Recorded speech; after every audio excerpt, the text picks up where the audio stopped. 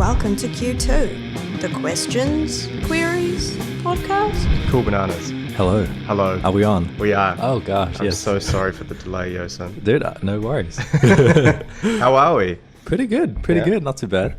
Yeah. It's good to see you. It's good to see you as well. What are we working on at the moment, Yoson? What projects are in the haps? Currently, for myself, I am working on a Warner Bros. New Zealand TV show called Fresh Eggs, comedy series, 6 episodes. Nice. I think I'm allowed to say that, right? Yeah, you're sure. Yeah, Yeah. We can always just kill anyone that hears that. Okay. That's not supposed to hear that. Cool. That's Awesome. the easiest option. Yeah, cool. All right. And how's that going for you? It's been really fun, man. Like, I'm a supporting, character. I'm recurring, and so I've been on for about 4 or 5 days.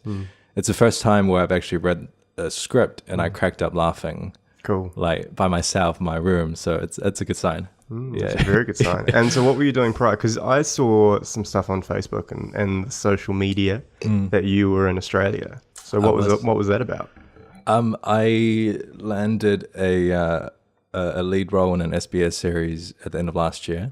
That was really fun. I was co-starring with Rachel Griffiths. It was really funny actually, because when I first met her, I had no idea who she was. So the first thing I said to her was, "Have I seen you in anything?"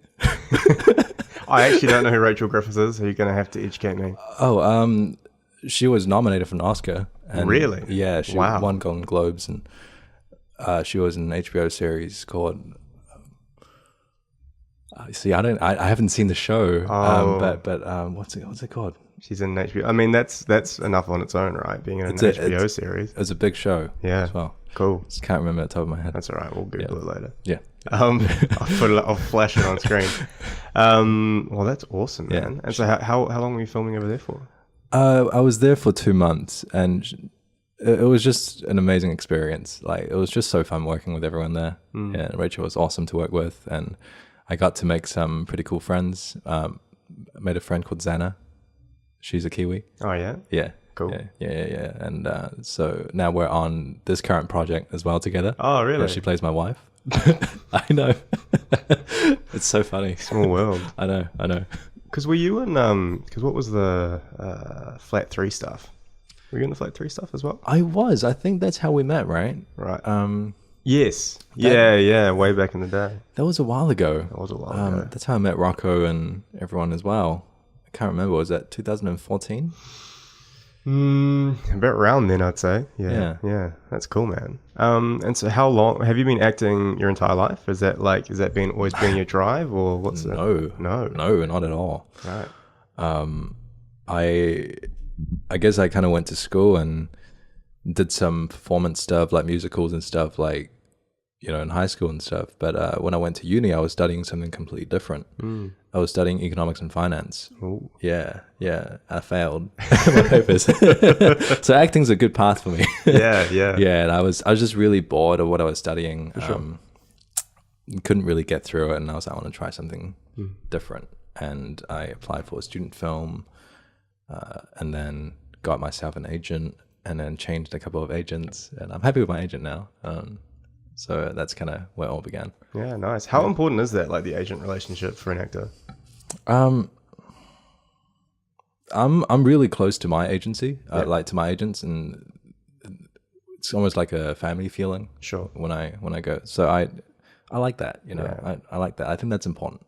Well, and I suppose like it's always nice when you've got someone to worry about the nitty gritty for you, though, right? Like, yeah, you have to trust your agent, and I fully trust my agents, and they know what they're doing, and they know what's best for me, and so it's good to have that kind of relationship. But I do know that some of my actor friends, they like to keep it professional, where they don't want to get too close with the agents, and I'm like, yeah, that's cool.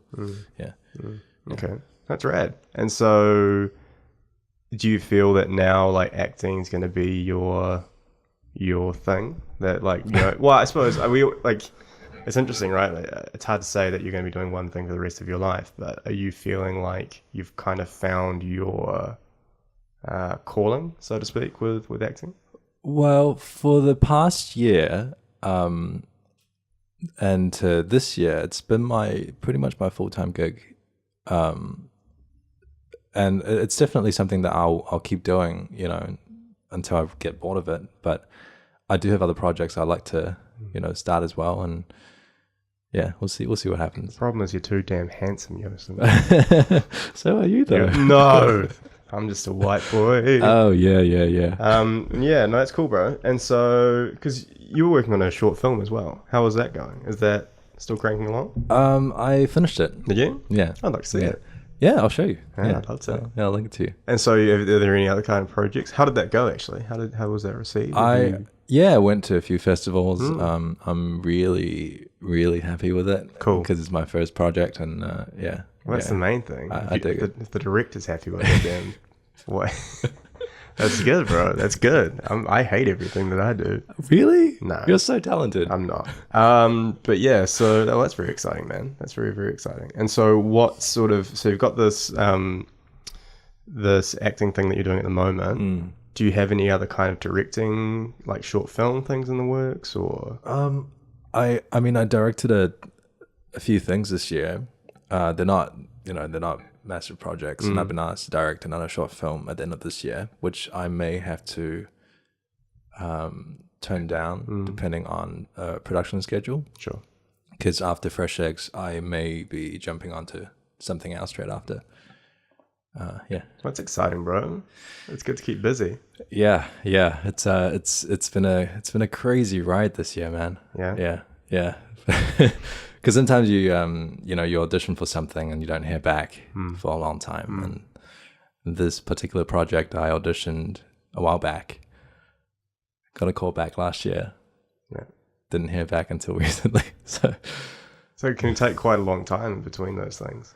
Sometimes, yeah. Sometimes. And you just have to really, I personally have to detach myself from all that. And so I like to keep busy with other things. Otherwise, I really drive myself crazy.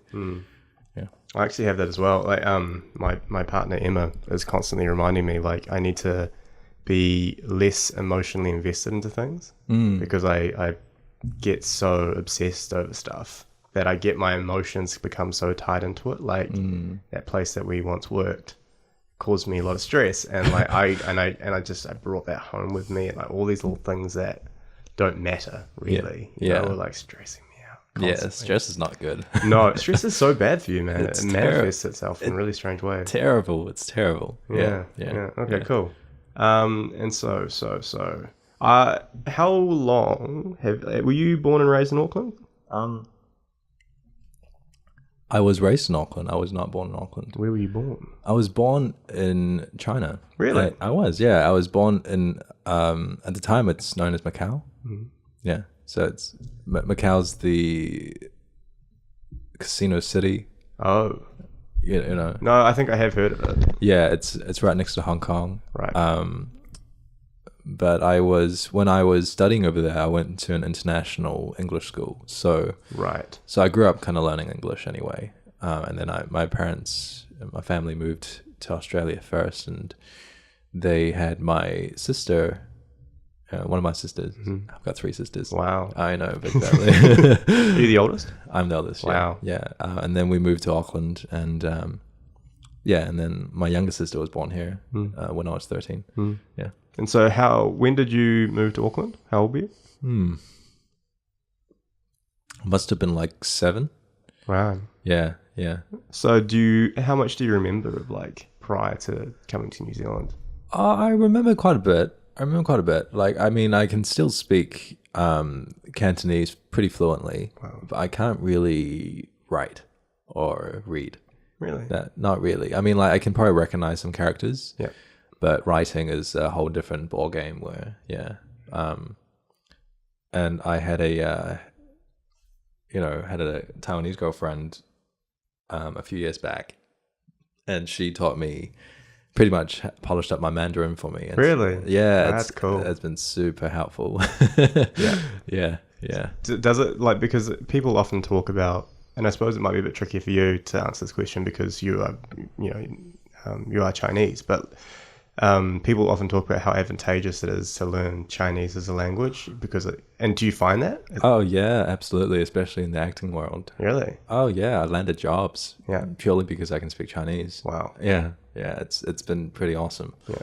It's meant to be an immensely hard language to learn, from my understanding. Mandarin's not too bad. Yeah? Cantonese is extremely difficult. What's the difference? Mandarin, you have 4 tones, and you just kind of say them, and it's pretty straightforward. Whereas Cantonese, it uses all the tones that a human can make. Really? Yeah. Wow. Yeah. And it's more like a dialect. Sure. So it's quite almost like colloquialism. It's not really like a straightforward language that you can learn from a piece of paper. Right. So you kind of need to immerse yourself with Cantonese speakers. You do, yeah. And do your family speak Cantonese? They do, yeah. Yeah. And is that how you'd often converse? No, not anymore. My sisters, they probably don't know, like especially my younger sister, she doesn't know how to speak Cantonese. And when I was born, I was given a Chinese name, and it's just Yoson, kind of like the pronunciation of it translated into English. Whereas my younger sister, she was just born as Avina. Yeah, there's no I think the Chinese side of it just pretty much out of the window. Yeah, it'll be great for her to learn some Chinese later on, though. Yeah, well, obviously, I suppose it'd be interesting to see how she would pick that up, and with the family and stuff around. Yeah, well, that's very cool. And so, in terms of we're often we often talk about our sense of identity as millennials. Like we're very important. We're all very important. So important. All very important individuals. No, but my question is, like, how do you find your sense of identity? Like, do you see yourself as, like, is it like a little bit of Kiwi, a little bit of Chinese, a little bit of this, or do you feel that disconnected from Kiwi because you weren't born here, or? I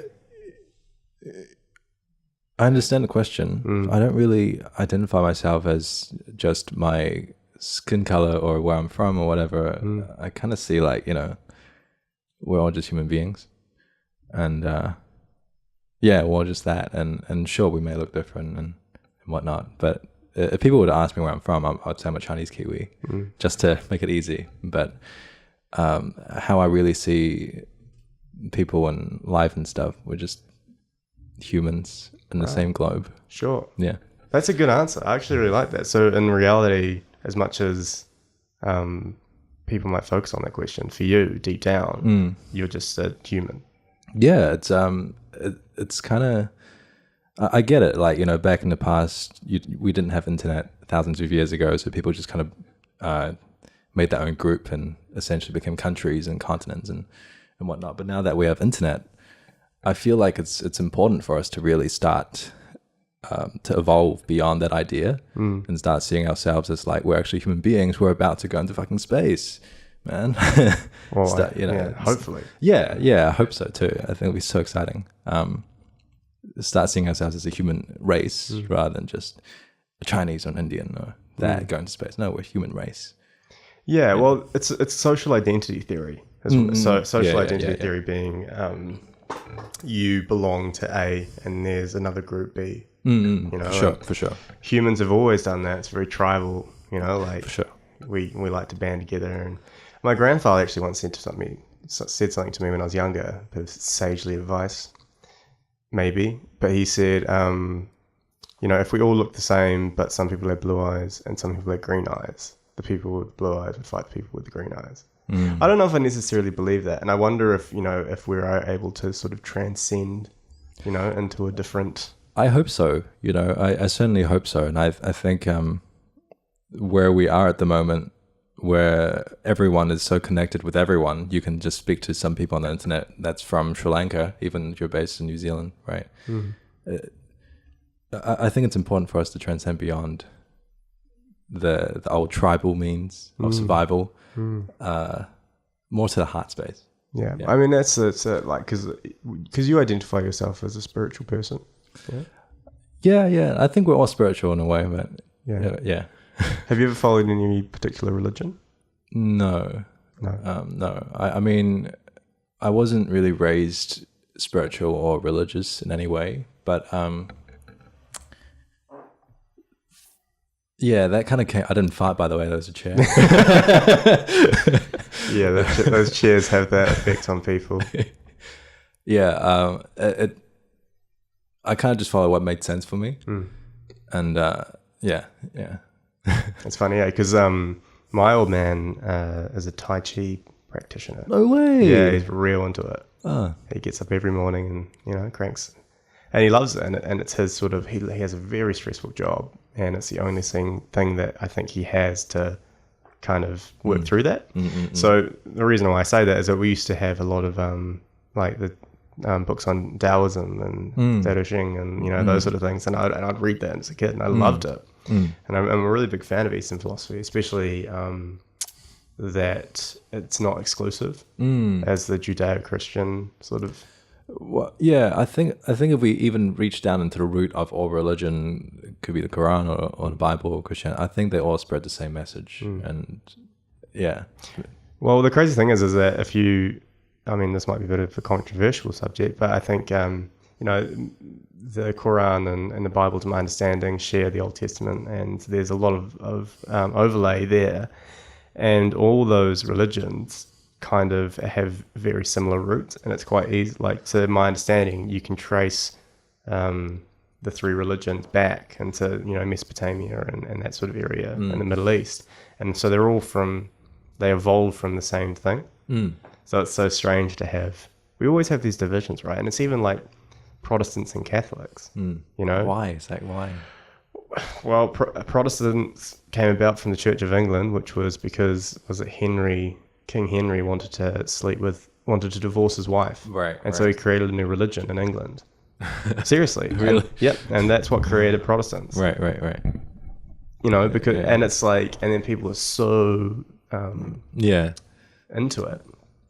And it's interesting. So my partner Emma, who you've met, so she's from Northern Ireland. And so she's from Belfast. Is she? Yeah. I thought she was Kiwi. No, well, she grew up. I think she moved here. I'm gonna get this wrong, but like around 6 or something. Oh, right, yeah. And then grew up in New Zealand and is very much Kiwi, but spent a bit of her life in Belfast during the Troubles. Have you heard of the Troubles? I have not. No. So the Troubles were a period with a lot of, it's when the IRA and republicanism, and there was a lot of conflict between the Protestants and the Catholics. Oh. Belfast is a walled city. So there's like big walls, like barriers between suburbs. Yeah, because of the violence that was happening. Because the IRA were bombing, people and hotels and stuff in Britain, and it was a super violent time. But my point is that people often go, it's Protestants and Catholics, but that's just one element of that identity. Like there's a lot more beneath the surface in terms of whether it be language roots or because to my understanding, like the Protestants in Northern Ireland came about through like immigration from Scots and Brits, and that's why they kind of got to the tip. Because I don't know if you know what Ireland looks like, but it's it's a big circle there, and so they sort of came in from the top, and that's why they've got their little section there, and it was because of a migration earlier, and so that clash of identities is now just being like that. People go, it's the Protestants and the Catholics, but it's not just that. It's people that have very different traditions and very different backgrounds, and that's kind of more of the source of conflict. Yeah, it's pretty interesting. Yeah. Do you follow politics much? I'm not a political person at all. Not a political person at all. No. I mean, I do know a bit of it, but it's I just know that's not my forte, and I try to stay out of it. Stay clear, because yeah. No, I mean, it's fair enough, man. The only reason I ask is that China is an interesting place. Well, I heard that North Korea, I'm not Korean, but North Korea and South Korea made a peace treaty a few days ago. That's amazing. I think that's awesome. Yeah, I can get deep into this. Can you get deep into it? Deep into this. Oh, okay, go deep. All right, just very quickly. Yeah. I wonder and have a prediction that, so China's kind of expansionist, right? So they have always been quite reserved, but now they are trying to be a lot more global. And so there's a thing called hegemony, which is like the leader of the world in a sense. And after the Cold War, it became the United States was the hegemon. They're the head of the world, the most powerful country. And during the Cold War, it was the Soviets and United States, and it was there was two of them, but now there's only one. But now that's sort of changing, and China might become the global superpower. No way. Yeah, well, because they're going to be the strongest economy, and that's the moves that they're making. Doing things like the Asia Investment Infrastructure Bank, which is I think it's a alternative to IMF or the World Bank, which is a United States institution. So they're spending a lot of their money overseas and stuff like that. And anyway, so especially with the rhetoric that's coming out of the White House, which is mental, because Donald Trump is a lunatic. Well, yeah, he's crazy, man. And that's, so in my mind, if I was China, I would see the United States as a bit weak at the moment. Right? So this would be the ideal time to expand, because there's weak leadership. Yeah. And so I'm not sure that the North Korea thing is what it seems. I wonder if there's going to be a request to pull a lot of the nukes, because so United States has like nukes and submarines on the Korean Peninsula. Oh, yeah. So I wonder if they're going to use that peace treaty process as a way of either doing one of two things. They're either going to back the United States up a lot in Southeast Asia, so China has room to grow its influence. So, if they denuclearize the Pacific, right? The Korean Peninsula, so not South Korea doesn't have nukes and North Korea doesn't have nukes. That means the United States has to pull all their stuff back. Oh, wow. Right? Presumably, because they have the nuclear arsenal in the Korean Peninsula for the South Koreans. So, either that happens and the United States is weaker, strategically in that area, and China's very obsessed with the South China Sea because that's a trade corridor, right, which goes up by Japan and Korea and the Philippines and stuff, and there's a lot of conflict around that. That's where China's building islands. Yeah, they're building military bases on atolls, and so they'll build up this atoll and put a runway on it. And are they doing that now? Yeah. Oh, and wow. so they're saying, and the reason why they're doing that is so they can have more of an exclusive economic zone. Wow. So if your territory, if you have this little island, you've got, and you have X amount of kilometers around that island as your territory, then it's a way of expanding their territory, maritime. Yeah. And so there's lots of disputes going on at the moment with the Philippines and stuff in that area. Yeah, so this is, and a lot of the world's trade goes through that area. So it's a big conflict point, right? And pulling the United States back from that is advantageous for China because they can exert greater control. Yeah. So either that all happens, and it's a win-win for, China and North Korea, because China is intrinsically linked to North Korea. They're their biggest backer. Yep. Or the United States goes, well, what the fuck? Actually, we don't want to do that, which wouldn't surprise me because there are hawks is the term. So they're people that are more inclined to conflict, and you have hawks and doves, and a dove is someone that would promote institutions and peacefulness and cooperation, whereas a hawk kind of is more militaristic minded. All right, I'm a dove. Yeah, I'm a dove too, bro. Yeah. So there's a lot of hawks in the United States administration. Yeah, right. And it wouldn't surprise me if they go, actually, we don't want to declare our nuclear submarines. Like New Zealand with the nuclear powered ships. We said we don't want them, and the United States, well, we're not going to tell you which is nuclear powered and which isn't. It might be a similar scenario there, that they don't want to declare which ships might have nuclear warheads and which don't. Oh, right. And then what happens? The peace process falls apart because there's no denuclearization, and the United States looks like warmongers because they're stopping the peace process because they don't want to declare. Do you see what I mean? I do see what you mean. It's a win-win for North Korea and China. That's fantastic. Yeah. Well, I mean, it is for them. Yeah, it's great. So it's like, I'm skeptical. I'm very skeptical. Anyway, that's cool. That was a tangent. I had no idea about all that. So there's a lot of complexities. Yeah, geopolitics. Absolutely, which is why I can't keep up with it. I don't know, man. It's very absorbing, eh? Yeah. It's very worrying. And you just want everyone to get along, right? Yeah, exactly. And politics, whenever I read about politics, I don't really feel good. No. Because there's so many, there's manipulation of this and that. I'm kind of like, in the words of Tommy Wiseau, if everybody in the world love each other, the world would be a better place. Have you, Tommy Wiseau, that's The Room, right? Yeah. Have you seen the mockumentary, whatever it is? The Disaster Artist? Yes. I have not yet. I really want to watch it because James Franco won like a Golden Globe or something. Did he? Yeah. Yeah, so apparently it's pretty good. Yeah, it looks fantastic, the trailers that I've seen. I haven't seen The Room either, though. Have you seen The Room? I think I have the full movie. You should hope so. If you're quoting Tommy Wiseau. Yeah, I've watched it. Well, the thing is, I watched a lot of Tommy Wiseau clips on YouTube. He's just so funny. Just your morning inspiration. Yeah. Is that Tommy Wiseau? Yeah. So, okay, here's a question. Looking towards the future, what's your ideal? Would you want to do direct a big film, or would you want to have a successful commercial company, or? I have a lot of things in my vision, but whether or not it comes into fruition, I'm not sure.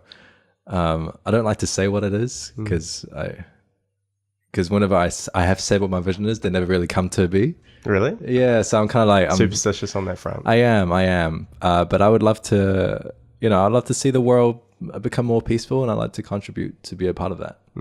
Yeah. So be that through an artistic medium, or be that through absolutely not through the politics medium, because I'm yeah. I'm a similar vein. Like I know I'm you know me. I think we've talked about it. Like I have ambitions potentially in that space, and but that's the realm that I know. Yes, yeah. We've had this conversation how you want to be. Maybe. But let's not talk about it in case it doesn't come to fruition. Okay. I'm going to take on your superstition. Cool. And so, have you seen the Avengers yet? I have. What'd you think? Oh my god! Let's not spoil it for anyone. Have you seen it? Yes. But we'll just dance around the. Yep. I loved it. People had mixed opinions, but I personally really liked it. I don't know how they can juggle all that story content. Well, I don't want to spoil anything. At the same time, I can't talk too much without spoiling anything. But I feel like that was supposed to happen. Yeah. It was. Well, that's the thing with the Marvel stuff, is that they've just got all this pre-written material. Well, this particular character knew that was going to happen. Oh, so that's why he did that. Yeah. Or she did that. Or someone did that. Or it did that. I'm not going to say who. Look, it's 2018, so gender pronouns are out the door. Yep. Someone's doing something. Oh shit. Where did you go to school, out of curiosity? I went to Mellons Bay Primary, and then I went to Buckland Speech Intermediate, and then I went to St. Kitts. Oh, he says with a hush. I went to Whangarei Boys High School. Oh, did you? Yeah. That's dope. No, it wasn't. Wasn't it? We were having this discussion last night, my partner and I, high school for me just wasn't existent. It was I hung out with my friends and that was cool, but I didn't retain anything. No, neither. Well, no, that's a lie. I mean, if it wasn't for the high school musical kind of experiences or the creative performances, I don't think I would have gone down this creative path. Sure. So I'm grateful for that. But aside from that, other knowledge that I've learned from the classes, no, I can't remember anything. Yeah. It's interesting, eh? It's I wish someone had told me, because the general rhetoric I think you get is that there's I wonder if I can actually, sorry, before I get into this, I wonder if I can sort this out for you. Oh, right. I'm making some weird noises with my cabling. I'm not going to bother in case I pull something else. I'll move forward a little bit. Yeah, don't stress. Anyway, so what was the tangent that was going on? That people often say the creative medium isn't, if you say you're doing art subjects in uni or high school or something, that it's not going to contribute to your career and blah blah blah blah blah. There's so many jobs in the creative industry. It's massive. And in the future, that's the only thing they can't replace is creativity. Whereas automated jobs are going to be replaced by robots, right? That's what people are saying. Yeah. It's the last thing to go. Yeah, for sure. Yeah. Yeah, well, it's the interesting stuff. Have you heard much or had much discussion about universal basic income? Oh, I've heard Elon Musk talk about that. He's my hero. He is amazing. I love that man. Yeah, he's great. Yeah, I aspire to be like him, but have that much money. He's also don't want to work 100 hours a week. Well, that's it, right? Oh my god, he's a different animal machine. But the idea for universal basic income is that everyone has like a baseline standard social welfare thing that is X amount of money, like dollars per week, that will pay for all their basic needs. So then they don't need a job to pay the bills, and so then they can then focus their time on other things. And the reason why people are talking about it is because it's with all these jobs, especially manufacturing and labor jobs and stuff, being replaced by machines potentially, there's going to be a massive unemployment rise. And so like, how do we deal with this? How do we solve this? Yeah, but there's also like a real good opportunity for people just to focus on whatever they want to do. Yeah. Like whatever they makes them happy. Yeah. And I think that's really important because, that's the most important thing. Well, what could come out of that? If we focus everyone to do what they're passionate about. No more crime. Well, I don't know, but I'm an idealist. Yeah, make it some big assumptions, but we'll roll with it. Maybe all the crime will go out the window, Yoson. Yeah. I don't know. You don't know. We don't know. Who knows? Elon Musk maybe knows. But I do feel like, if you're a happy person, and assuming you're not psychotic in any way, if you're happy, you wouldn't want to really harm anyone else, right? That's just what I'm assuming. Yeah, I think people get into patterns, and pre-established routes and things. But I also think that crime is often really misunderstood. I've actually got a friend of mine who's doing criminology, and he's in his postgraduate stuff now, and he's just like, he's awesome. He's amazing, and like, because he's, I have so many gaps in my knowledge with that sort of stuff. I have a general idea about the fact that crime is misunderstood, and often it's same. I'm totally assuming here. yeah. But then he's like, well, actually, here's all this research about it. Yeah, right. And I feel like we don't listen to academics enough in our society, and that kind of really worries me. Actually, I posted something recently about living in a post-truth era. I think you might have liked that post. But it's so interesting that you can just like, because universities will have a hypothesis, and they'll check that hypothesis, and then there'll be like peer review to someone else will conduct the same study and find their answers. And if it's if both answers are the same, then if both findings are similar, then you can make a conclusion out of that. And it's like an objective truth, right? Or at least as much as it could be. But there's just not enough trust in that. In the media age at the moment, you can make a headline that is completely to the contrary, and some people will believe that. Yeah. And like, because we have these news sources, which have always been the way that we get information. Have you seen that Sinclair Script YouTube video where all these new channels in America were repeating the exact same script? Yes, I have seen that. That's so freaky. That is freaky. Yeah. I don't know, because I was trying to look at it skeptically, being like, could this be? But then like, there's just so many of them. I'm like, ooh. Yeah, well, they share the same owner, right? Yeah. That's the scary thing, is that I wonder if it's Murdoch. I don't know if it is. And then they were saying like, don't trust independent sources because there could be a lie. I'm like, whoa. You guys are owned by one entity. What if you're lying? What if everyone's lying? Oh my God. What if the government's listening to us right now? Wow.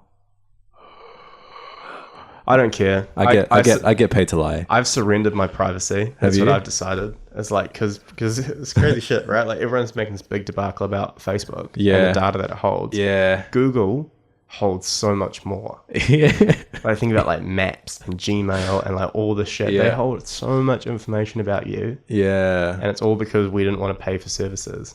So they had to rely on advertising. So they gathered data, and that's how it's paid for. And that's just how it's evolved. But I've surrendered it. Yeah. Yeah, fair. Because no, totally. if you haven't surrendered to it, you're living in ignorance about totally how the world works. Yeah. It's unfortunate because I get to a point where I'm like, fuck, I want to delete Facebook. I want to just get off this shit. But then it's never really deleted, the stuff that you posted, right? It's always there.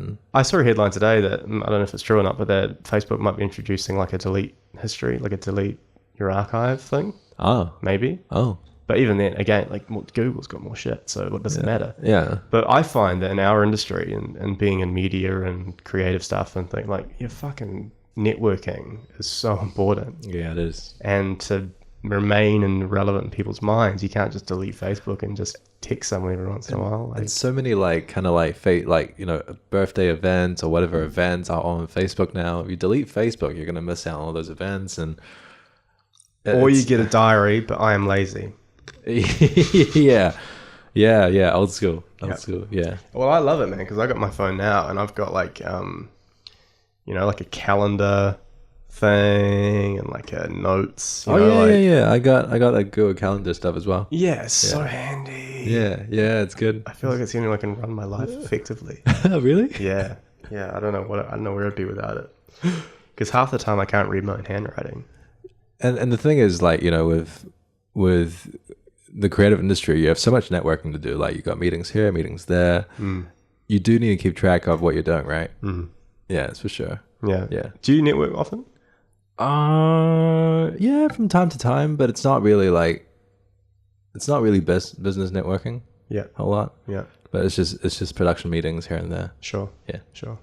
I'm horrible at that. I think because being an editor, I sit in my cave and like scowl. I love this cave, man. It's nice. It's my little space. We're gonna have to move at some point. It's gonna be sad to see it go. Are you moving house? Well, I might be going to Wellington. What? Maybe. Okay.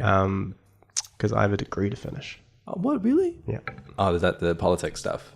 Yeah, well, I've only got 8 months, whatever, like 1 year is actually like 8 months. So it's like no kids, no all that sort of jazz. Finish it. Just got to smash it out. But I don't know. I also want to keep learning Te but I think that would be cool. But and I found that trying to do night school, like when I was at NZME, I was trying to do Te night school. Just I didn't have the dedication. Oh wow! You got to it's hard to fucking spend 3 hours learning language. I really wish they pushed more of that in high school in New Zealand. Well, Yoson, one of the suggestions of the Labour government was to create, or at least through the Young Labour camp, I think, was to make Te Reo compulsory up until level 1. Oh, good. Which would be awesome. Good. Yeah, and I think it's more about like people say, "Oh, it's a dead language" and all that sort of jazz. But as someone that's not that far from high school, I would have loved it. I would love to have had that sense of identity. Yeah, me too. And that connection to Māori culture, because as much as tikanga Māori and not being of Māori heritage, I feel like I can't necessarily claim a lot of it. Like I wouldn't necessarily go get a tamoko or tattoo or something because I don't feel like I have the right. But in terms of learning the language and appreciating it, like I think that's innately part of, and this is the identity thing, that is really beneficial for people, I think. Yeah. And so this is one of the reasons why I asked you about identity. It's because I think it provides people with a lot of peace of mind. Yeah. Feeling like they belong to something. Absolutely. Yeah. And for some people, you can say, I'm a child of the world. And that's enough, It's a very airy-fairy idea. It is an airy-fairy idea. Yeah. But I'm not saying it's wrong. I don't think it's invalid by any means. I also like the groundedness of, being immersed in the culture that you live in. And Yeah. Or being a part of something is important. And I think it's interesting looking at like evolutionary biology and shit, and how living in massive cities was never really a thing that we necessarily adapted to mentally, and we've got so much stimulation now. Like it's only in our generation have we grown up with phones in our pockets and a screen that we're constantly looking at, and this interaction that we have with other people that's not genuine interaction. Yeah, I don't think we truly understand how that affects us because we haven't had enough time to look at the findings of it, to have enough time to study ourselves and evolve to that mentally, because I don't think physically it's anything. I think it's mentally. It's all within this point forward. Yeah, and there's something about the human connection that is falsified by social media, and I wonder what all this has to play with our psyche. And whether these, this rise in depression and mental health, whether that was a problem before that wasn't diagnosed because you didn't have time to be sad, or or no one would give a shit if you said that I'm upset, or whether life is this technological change and living in these big cities and all that, you know, Yeah. having this impact on our psyche. And I definitely think, I personally think it's the latter. There's a raising awareness of everything with more information coming at you. And especially with Instagram, it's sometimes, and Facebook, sometimes it gets a bit unhealthy because people present a falsified self. It's not who they are, and they're always so happy. And it's kind of like, no, you're not really that. And then if you're not that, you're looking at that, you're like, oh, why are they having that? I'm not having that. And it's, yeah. Yeah. And so the reason why I mentioned it is because I wonder if having an identity is part of helping to solve that crisis of conscious and that crisis of who am I? I think what really has helped me through, you know, because I would say I'm a fairly balanced person most of the time. But what has really helped me achieve, you know, that is self-reflection and, say, a bit of spiritual self-realization. And it goes from person to person. So I think everyone should find whatever works for them and stick to it. Don't reach outside for, you know, knowledge and information. Sure, you can, you know, reach for that to an extent, but then the moment you have what you need, start going within. Yeah. I'm like, and I think that's fantastic advice, and I'm a big proponent of that as well. That you know, there's this line in the song, and it's a heavy metal song. And Did you write it? No. I haven't written the song. But it's a band called Gojira, and they're like a French heavy metal, death metal kind of band. But they're not everyone's cup of tea by any stretch of the imagination. But there's always been this really powerful song for me. It's called Esoteric Surgery. Ooh. And there's a line in it that you have the power to heal yourself. Oh. Super simple. Yeah. But for whatever reason, I really like that resonates. You know, and I'm fascinated by things that resonate too, because it's always individual. It doesn't always, you know, this is certain things that you go, wow, that means something to me. And so you having a power to heal yourself is, I think, an actual, like, it's a really important concept. Because as you say, you know, with like mindfulness and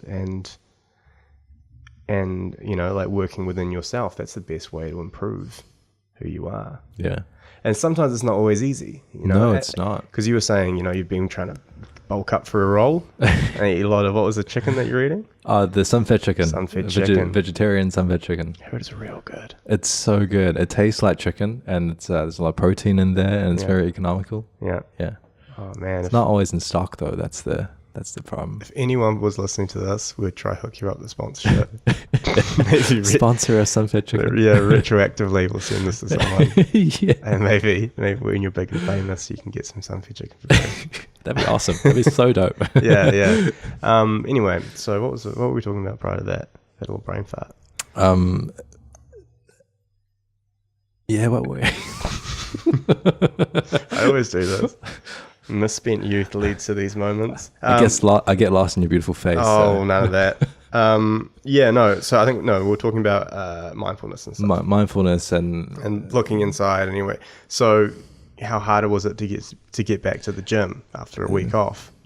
Yeah, it is. It's just you know, especially with bulking up. For me personally, I've got a fairly fast metabolism, so I have to eat a lot. And you would think eating would be easy, but it's actually not. Yeah, it's pretty hard. No, it's awful. It's like you're full, like you don't feel hungry, but you have to force yourself to eat. Yeah, it feels very unnatural, but yeah, that's especially how you if you're doing the same thing, right? Like you're eating the same stuff. Yeah, same meal over and over. It's like, oh my god. Yeah, no, but anyways, so I was bringing that up because I was gonna say, like, it's often really hard for people to make that step, you know. And I had the same thing with training last night. I took about a week off, and my knees being, you know, had me in the best headspace because my family's staying with me, and I love them to death, but they stress me out. I get. Honestly, they're not listening to this, are they? Oh, maybe, but we're talking. I'm quite open with my family about this. I genuinely, because I have problems with depression and anxiety, and I think I might have something rooted in my youth with my family, and it might be coming from a divorced family or, you know, like conflict when I was younger. But my stomach goes sour, like real sore, and it's only happened when my family's come to stay. Oh. Yeah, and because when my sister stays, my mum's always here and all that sort of jazz. And What happened when you were younger? I don't know. Like it's something. I don't think there's anything crazy. I just think there was a lot of conflict, you know. And because my mum and obviously dad and stuff, you know, arguing and all the effects that has on young people. Totally happy with it. Totally happy for them now to be where they are and stuff. But and I don't lay any blame with anyone. There's something I need to sort out with myself, obviously. But it's actually an interesting hark to we were talking about stress earlier, like how it manifests. It does. For whatever reason, I get reflux real bad. Yeah. No, I get that pain in the stomach as well if I feel stressed. Yeah. Yeah. I used to get anxious I still do from time to time. And it's definitely, it's like an unconscious thing that just comes up. Then you just have to let it be. You can't really fight it. Yeah, and I find it really interesting as well because it's not like I'm dwelling on thoughts about it. It's just there. And I had a somewhat stressful week at the work prior, and it's interesting, right? Like how that comes about. But what I was going to try to say about it is like, I knew I had to go to the gym, and I knew I had to stretch and meditate, and I would feel better. I'd feel so much better. But trying to like get my shitty brain to get into that gear, right, was hard. Yeah, it was real hard. It took me days. Oh yeah, dude, 100%. Yeah, yeah. And so like, and I sympathize with a lot of people that haven't taken that step to meditation or fitness or. Honestly, it saved my life, man. Like I get up every morning, I meditate, and that's how I start my day. If I don't meditate for a few days, I can see the pattern of it going to shit. Like my life, thought starts flooding my mind, and I get anxious, and I feel tense. I don't like it. No, I don't like it. And it snowballs. Yeah, it snowballs does. real high, and then it's hard to get back on the horse. Yeah, you know? Yeah. It's interesting. It's almost like there's a really definite key to happiness before you go taking a drug. And I say that as someone that does take a pill every day. Before you go do that, regularly exercise, get to bed at an early time, get into a sleep routine, eat good food, and try and get some meditation practice. And meditation can just be sitting by yourself and just not trying to think about something for 10 minutes. You could stare at a wall and you call that meditation. Yeah. Yeah. That's it. Yeah. You will feel fucking way better. Yeah. That's all you need. But like to try and get to that point is interesting. Yeah. I like to think that we're going to get further away from the stigma of the airy-fairiness of meditation practice. Well, there's this guy that I met. He runs a gym out in Papakura, and he's trying to incorporate yoga meditation into his gym as a section. So I'm like, that's really cool. And I'm seeing more of that, not necessarily in the gym, but like that's becoming less of a stigma, like veganism or being vegetarian. You know, do you see that as well? Like, yeah. I actually know someone really cool about this. This guy, when he was one of my jiu-jitsu instructors that I've had, Vanderson Pierce down in Wellington. And he's this lovely, lovely Brazilian man that was teaching like mindfulness, and he'll go to prisons and do mindfulness teaching there and stuff. Yeah, and it's like, but I think it's really important to have someone that's tattooed and strong and a Brazilian Jiu-Jitsu black belt, so obviously like a tough motherfucker. Yeah. Being like, yeah, you should meditate. It's really good for you. Yeah. You know, and I think like people, you know, like I had this huge chip on my shoulder in my youth, coming from a somewhat broken home and growing up in a somewhat rough place, and you know, like I wish that there was someone that was, you know, like I would perceive as cool or tough or whatever. Yeah. A man. Yeah. My childhood wasn't particularly fun either, to be honest. Yeah, it wasn't, you know, yeah. Well, I won't get too much into it, but it wasn't like particularly perfect. Yeah, at sure. all. And I think that's the case with a lot of people though, right? Yeah, yeah, absolutely. And I think going down the path of self-realization and meditating and sticking to my practice, yeah, that flipped everything upside down. I completely changed. I was a very angry child, but that's because of my environment, right? And then I started consciously recognizing it, and I've started consciously putting myself in an environment that I actually want to be in. Yeah. And the headspace. And the headspace. That you want to be in. Yeah. And you can dictate that, which is the crazy thing. Yeah. We were actually, again, my partner and I having a really interesting discussion about emotions dictating reactions and reactions dictating emotions. Because the common thought is that I am going to react in such a way because I emotionally feel like this. Where in essence, a lot of it, so an example of that is getting super frustrated and, you know, or like getting really upset with someone and yelling at them, and you say, well, I yelled at you because I was upset. But quite often, our emotions are dictated by the reaction. So quite often, it's actually the other way around. So you'll react in a real shitty way, and then you'll be in this shitty mood and perpetuate that because of that reaction. Whereas if you choose to take a situation and react it in a positive way, or, you know, or so, you know, if someone's done something shitty, you're not going to go yell at them, or, you know, a coworker's done fuck something up, you don't go and yell at them or send them an angry email. You go and you talk about it in a calm voice and you elaborate the situation and find a way to move forward. You won't stay in that shit mood, and you won't perpetuate that because but only because your emotions are dictated by the reaction. So if you change the reaction, it can change the emotion that follows. Yeah. And I think that's like a real important way of thinking about that. It's powerful. It is powerful stuff. And you know, people are like, there's lots of buzzwords, right? Like life hacks and all that sort of shit. Jack's life hacks. Yeah, fuck the questions queries podcast. No, this is great. Jack's life hacks. No, but like in essence, right? It's there are little things that you can do to make your life a little bit better. Yeah, there are, absolutely.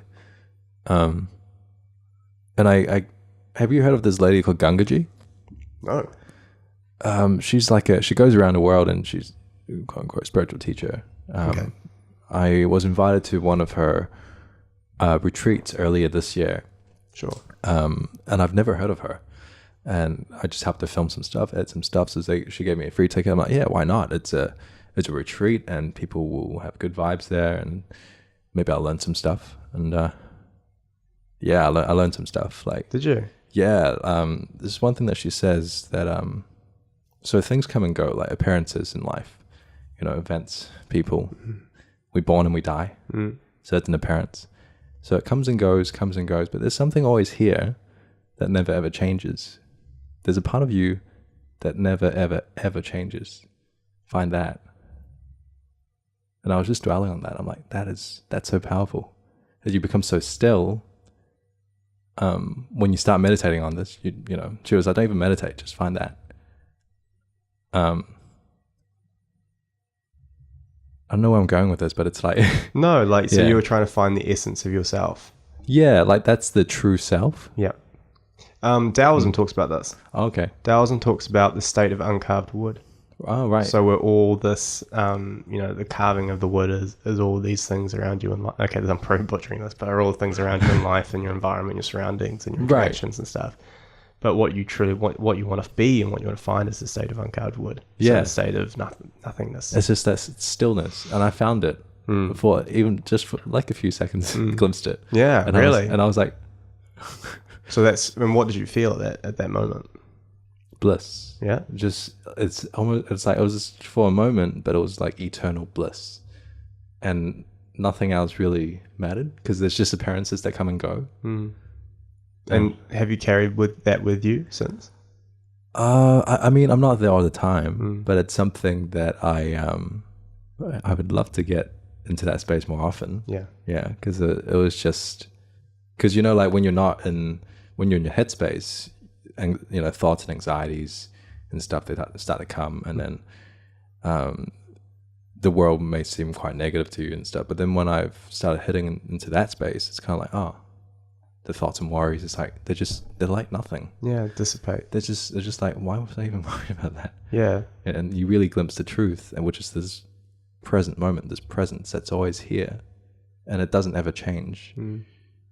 Yeah. Yeah. No, I think that's true. I think metaphors and analogies are kind of cool things to think about in regards to this mindfulness stuff. Like, you think about like a rough sea, you know, and if you're trying to look into the sea, and trying to look through the water. I'm making this up as I go along, by the way.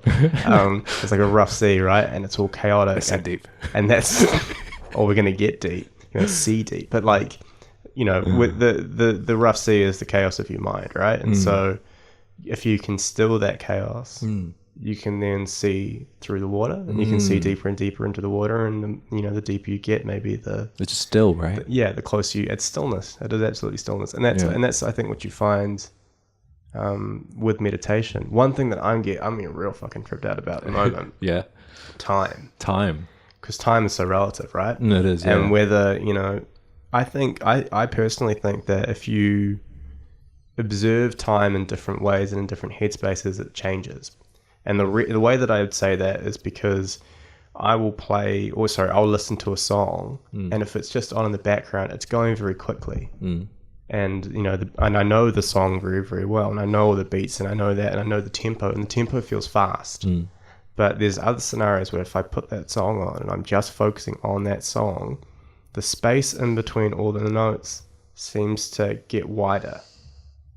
Because I'm observing it in a different way, that time isn't as linear and structural as I first thought. I mean, people would say like, time's a human construct and stuff, but I think that's the measurement of time.